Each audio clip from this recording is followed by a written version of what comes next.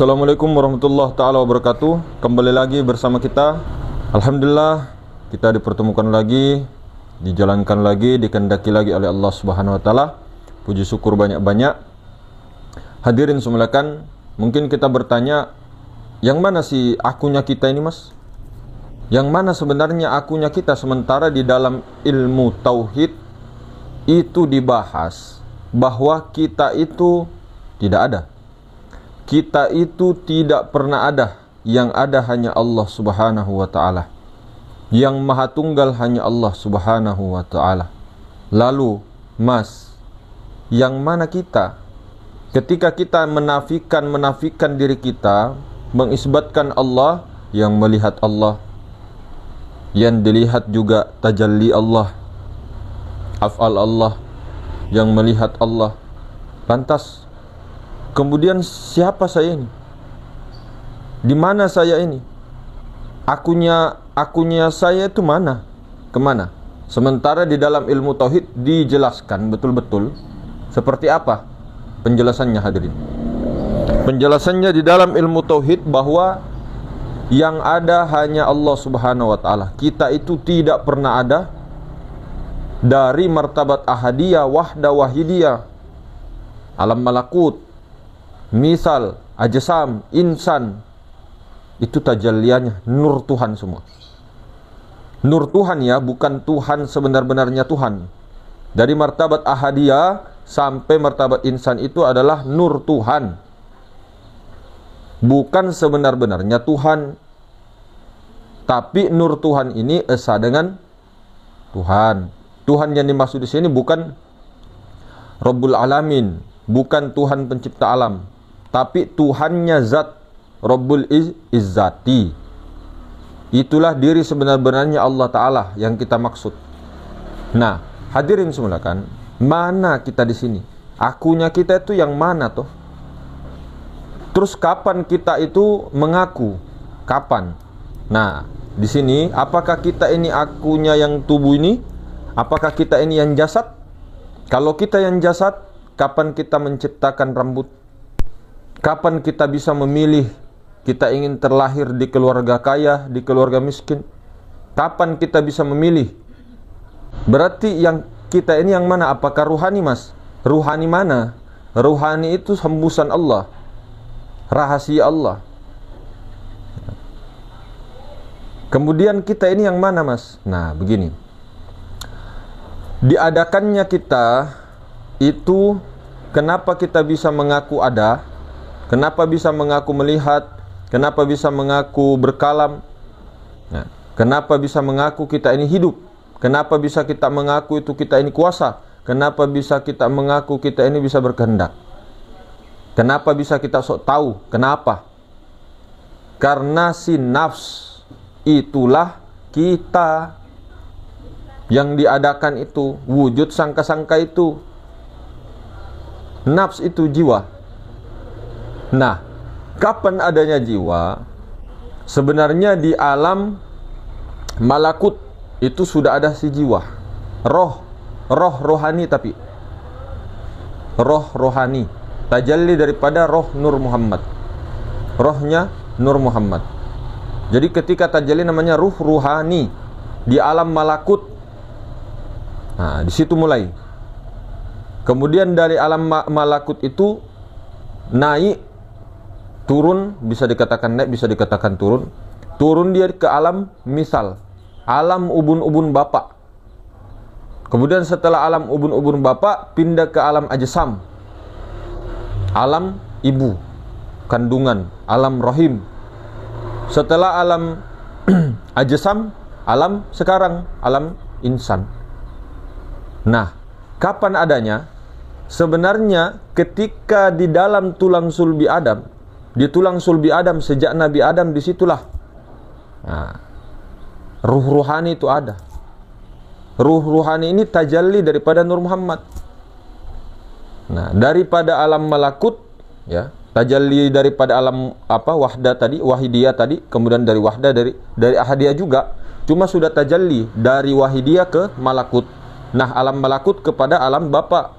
Berkehendak bapak, berkeinginan si bapak, ada hasrat si bapak untuk melakukan naik turun. Dia ada hasrat, berarti hasrat api.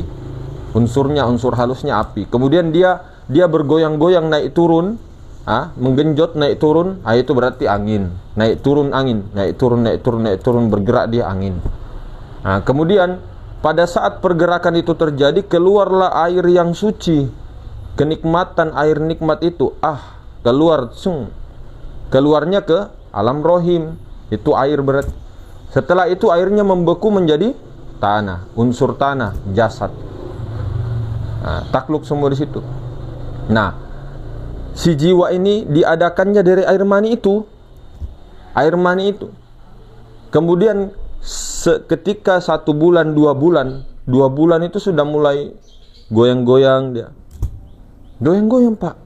Tapi belum ada ruhaninya. Cuma nafs itu, si nafs itu, roh ruhani itu, maksudnya belum ada ruhaninya di sini. Yang dimaksud itu adalah Nur Muhammad itu dengan zat mutlak itu. Zat mutlak ya ada, sebenarnya Nur Muhammad juga ada, cuma belum termasukkan ke situ Nur Muhammadnya. Belum aktif, belum terkonek. Masih roh ruhani. Roh rohani itu pun belum tentu belum nampak daripada keakuannya di situ. Belum jadi, belum bisa dikatakan bahwa itu adalah nafs. Kapan dia dikatakan nafs?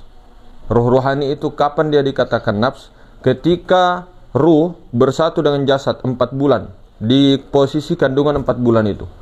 Nah, ketika bersatu, aktif di situ nafs. Nah, nafs itulah jiwa yang nanti akan menghalangi kita. Nafs inilah yang merekatkan ruhani dengan jasad.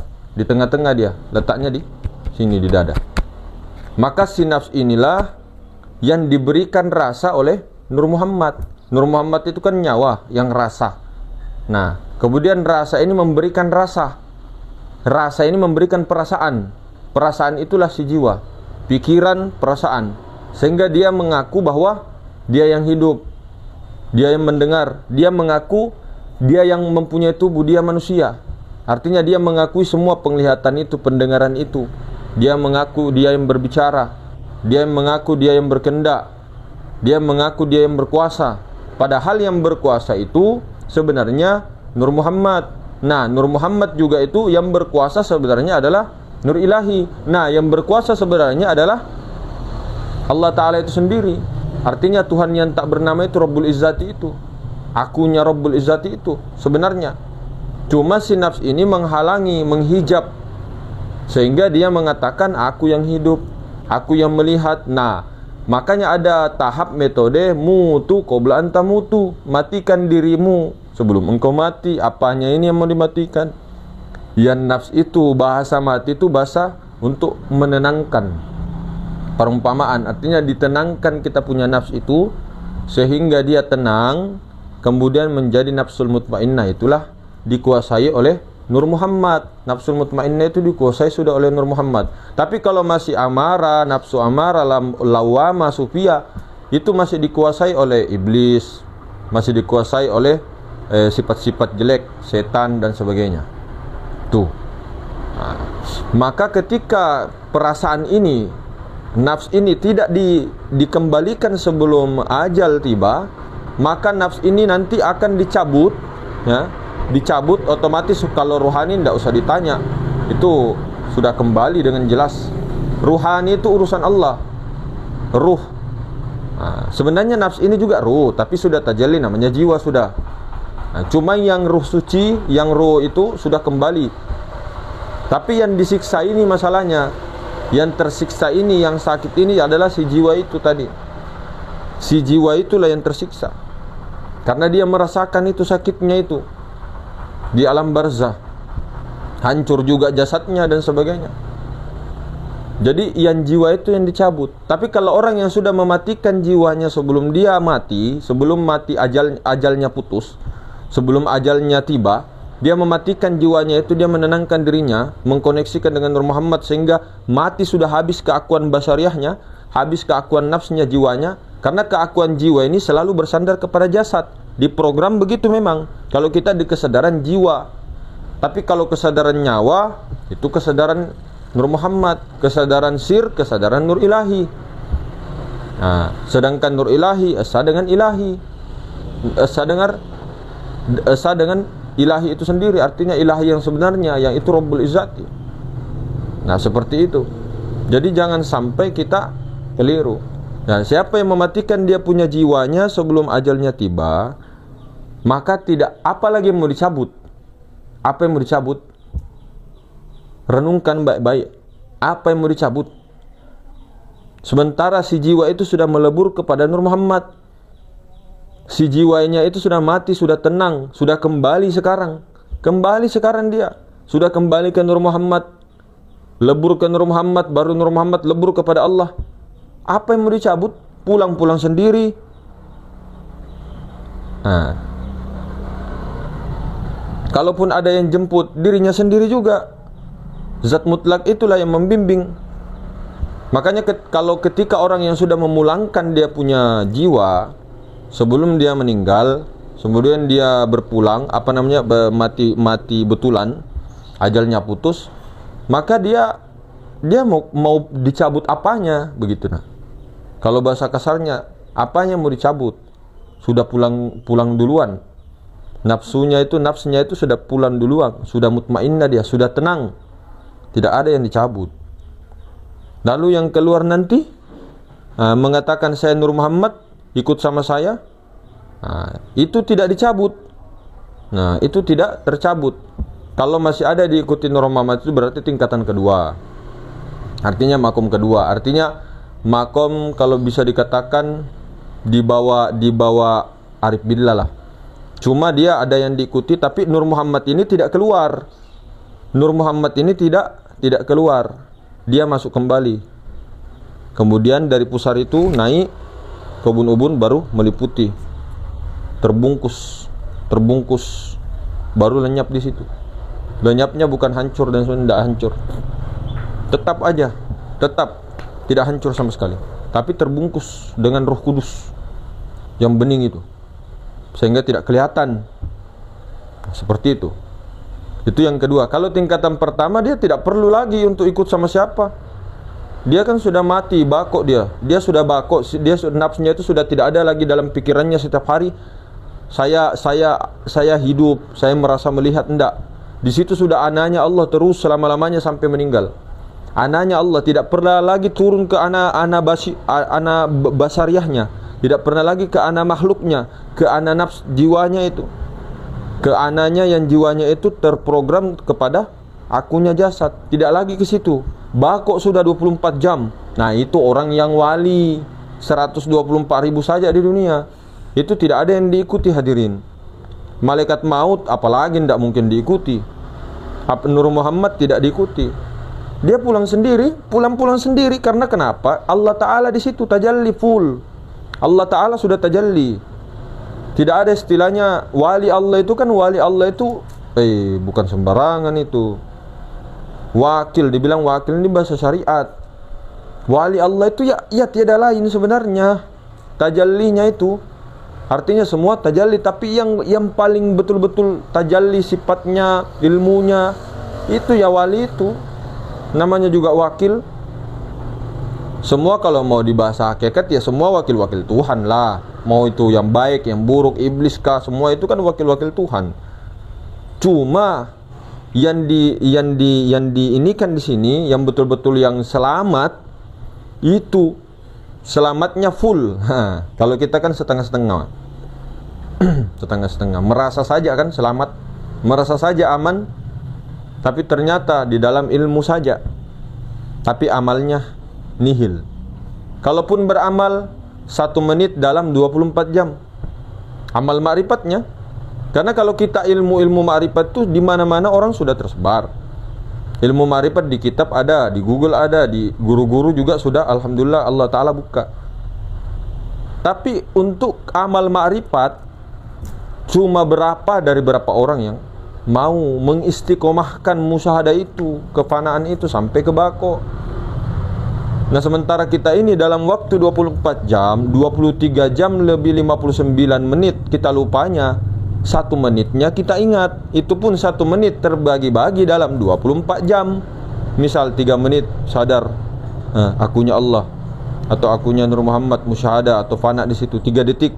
Nanti beberapa jam sekian, 2 jam sekian baru ingat lagi. Nanti lupa lagi, 3 jam lupanya baru ingat lagi berapa detik. Sampai dalam 24 jam itu dihitung total 1 menit. Nah, coba bayangkan. Itu dibilang mau selamat, mengharap mami syafaat kalau begitu. Jangan kita terlalu pede. Terlalu pede kita itu hanya dengan bermodalkan ilmu makrifat, tapi bukan amal makrifat. Jangan terlalu pede. Baru kita teriak-teriak bilang, ini orang ini tidak bermakrifat, tidak itu, jangan, tidak usah. Ke diri saja, kita kan istilahnya cacimaki ke diri. Sementara diri kita saja belum sempurna musyahadahnya, kita malah keluar seolah-olah kita paling yang benar kan? Kita sudah yang paling benar di muka bumi. Kita, aliran kita yang paling benar, golongan kita yang paling benar sudah. Semua dari kita, selain dari kita sesat semua. Tidak selamat. Wih, luar biasanya itu kalau begitu. Rasulullah ini orangnya mahabbah, Pak. Nabi kita Muhammad SAW tidak akan begitu-begitu. Mahabbah. Makanya kenapa Imam Al-Ghazali Hujjatul Islam membagi umat, ada tingkatan am, ada tingkatan khwas, ada khwasul khwas. Tidak bisa dikatakan semua harus bersyahadatnya harus seperti saya, harus seperti ini. Tidak, ada tingkatannya. Ada khwas, khwasul khwas, ada am. Tidak bisa diserta-mertakan, langsung disalahkan, kasihan. Artinya kita introspeksi diri juga, tah. Nah, kemudian bagaimana cara betul-betul kita itu jangan meyakini bahwa ruhani tercabut. Kalau ruhani dicabut, ya Allah, sakit sekali. Sakit sekali. Mau rasakan sedikit 1% dari sakaratul maut. Cabut kuku. Cabut ini kuku kaki, kuku tangan cabut. Itu baru 1%-nya, Pak, kata guru kita. Baru 1%-nya. Sakitnya itu. Ini bukan main kalau rohani dicabut itu dari bawah, dari ujung kaki sampai ujung rambut, Pak. Dicabut semua itu, apa tidak sakit itu? Sudah menyatu dengan jasmani, dicabut. La ilaha illallah. Itu yang melebihi 300 tusukan pedang. Lalu kenapa Rasulullah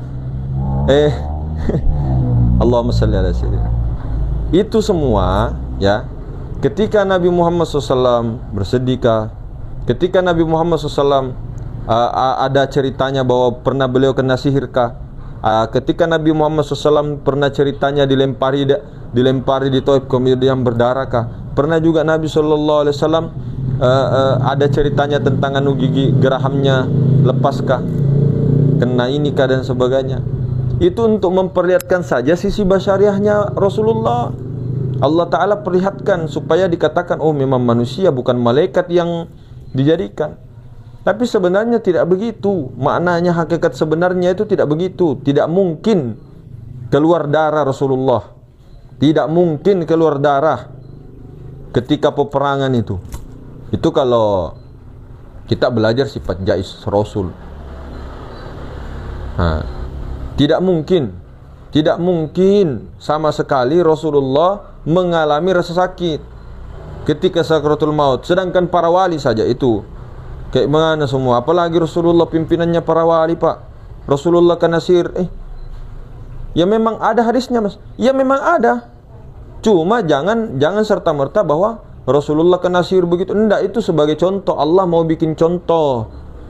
Allah mau kasih contoh cara menyembuhkannya kalau kena sihir itu begini, pakai surah ini. Tidak ada Rasulullah begitu. Kalaupun ada itu dalam khoyal saja, bukan dalam maknawi. Nah, itu kalau mau dipercaya silakan, tidak ya tidak. Sisi basariahnya begitu juga dengan para wali Allah Ta'ala. Meskipun sebenarnya dia kalau mau dibilang bisa jais, artinya prakteknya tajallinya sudah jais, Allah sudah tajalli di situ, tapi dia tetap melakukan hukum sunnatullah, artinya dia tetap seperti orang biasa, bekerja, menjahit kah, naik sepeda kah. Dia tidak terlalu sesuatu yang kesaktian kah, harus begini, harus begitu kah. Tidak, biasa-biasa saja seperti orang-orang biasa pada umumnya. Biasanya begitu orang-orang yang mastur, wali-wali mastur. Karena jangan sampai ada keakuan nafsnya itu muncul tadi. Nah, keakuan nafs ini hadirin, itu selalu cenderung ke jasad. Keakuan nafs itu, si jiwa itu selalu cenderung ke jasad. Dan nafs itu ibarat penghalang antara jasmani dengan ruhani bisa bersatu, bisa satu. Memang satu karena jasmani dari Nur Muhammad, ruhani dari Nur Ilahi. Nah, sama-sama dari Nur Tuhan itu semua. Nur Tuhan, asa dengan Tuhan. Sudah selesai. Nah, seperti itu. Maka itu tadi prakteknya bagaimana Mas kalau untuk supaya kita ini meninggal nanti berpulang itu enak, berpulang itu nikmat, berpulang itu selamat dan sebagainya. Itulah baginda Nabi Sallallahu Alaihi Wasallam diantar praktek mendirikan sholat. Itu salah satu contoh untuk belajar kita punya nikmat ketika ajal tiba. Bahkan saking nikmatnya keluar air mani. Rasulullah sudah ajarkan semua. Latihannya di praktek mendirikan sholat 5 waktu di situ. Kalau tercipta semua rukun fi'linya, rukun qaulinya, rukun qalbinya jalan semua. Nah, itulah prakteknya itu. 5 waktu itu. Sama tambahi sholat-sholat sunnah. Praktek zikir juga itu. Praktek selawat. Yang di syariat itu kalau diamalkan jadi thariqatul Muhammadiyah itu. Ilmu-ilmu syariat itu paling tinggi itu. Itu kalau diamalkan itu dengan ma'rifat, dengan rasa, dengan zauq, dengan rahasia. Luar biasa, Pak. Kenapa orang-orang yang syariat saja dengan thariqah saja tapi tidak belajar ma'rifat? Ataukah dia hanya tauhid saja dengan syariat, dia tidak belajar bab ihsan?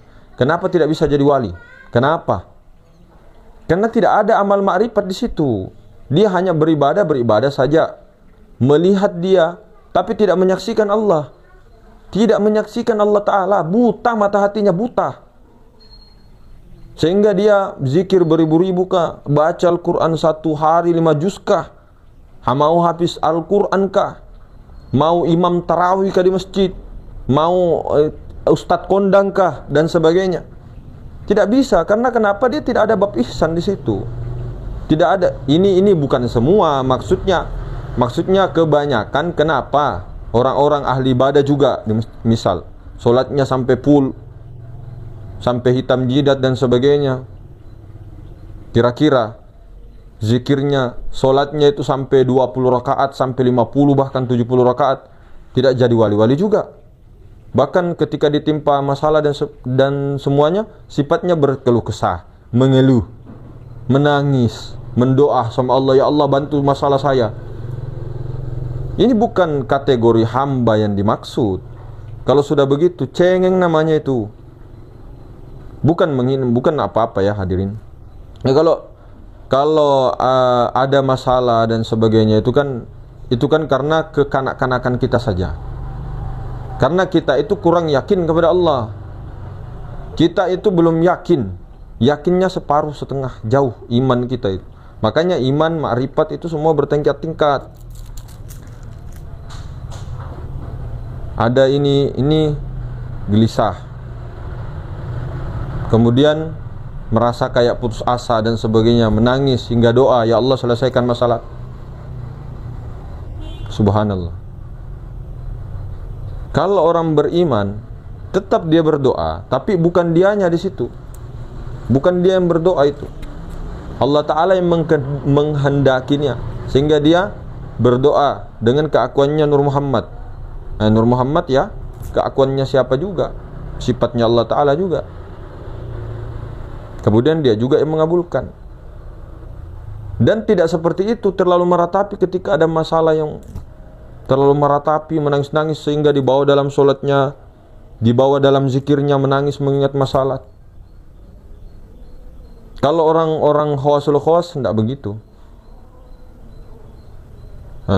Hadirin semulakan Allah Subhanahu wa taala. Jadi artinya ketika memang kita betul-betul ya sama-sama semua belajar, ketika kita hanya di keilmuan saja,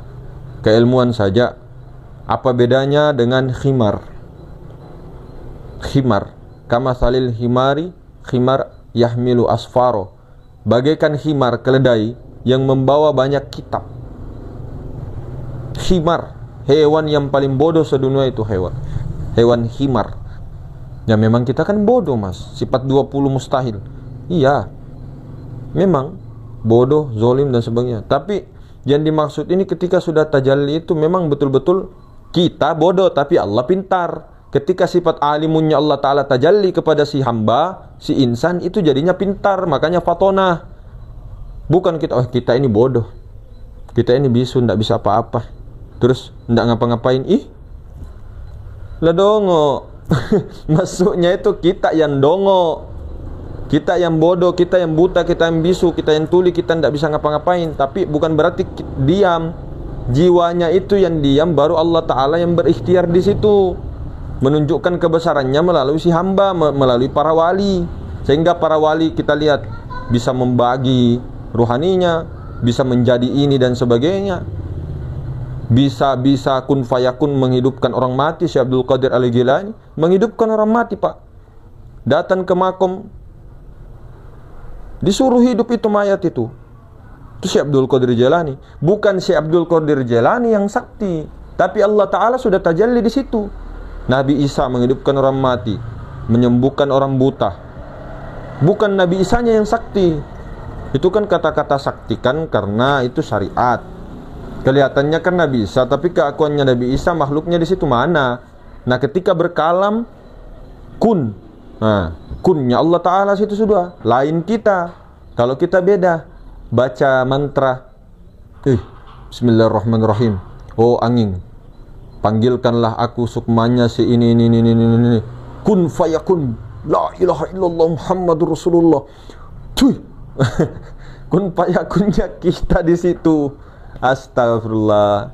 Kun fayakun itu Allah Ta'ala. Allah Ta'ala. Kemudian betul-betul mesra dulu, tidak kita di situ. Nah kita ini, masya Allah. Itu tadi. Kalaupun jadi tadi, tapi saya jadi mas dulu. Iya, karena kamu yakin, sugesti. Allahu Akbar. Ya seperti itu hadirin. Makanya kenapa firasat orang-orang mukmin itu tajam? Di dalam hadis itu dikatakan, hati-hati dengan firasat orang-orang mukmin, karena firasatnya itu sangat tajam. Karena apa? Apa sebabnya? Karena dia memandang dengan nur ilahi. Nah, itu pandangannya tuh nur ilahi yang memandang. Ketika dia berkalam, nur ilahi di situ, nur. Ketika dia berdoa, nur. Ketika dia memerintah, nur. Bukan dia di situ. Tapi kalau dia Muhammad, biar istri kita setengah mati disuruh diam kau, tidak mau diam, karena kita di situ. Coba kalau nur, kalau mesra nurnya, tapi saya sudah musyahadah nur Muhammad, tapi istriku masih ya kita kan masih belajar. Sudah mesra kah? Berapa lama? Sudah menghisap? Berapa lama? Tidak usah disebut, hisap saja diri sendiri. Ya, artinya begitu kan? Artinya begitu hadirin bukan Allah Subhanahu wa taala. Artinya kita sama-sama ya bagaimana semoga senantiasa dalam istiqomah yang paling sulit. Assalamualaikum warahmatullahi wabarakatuh.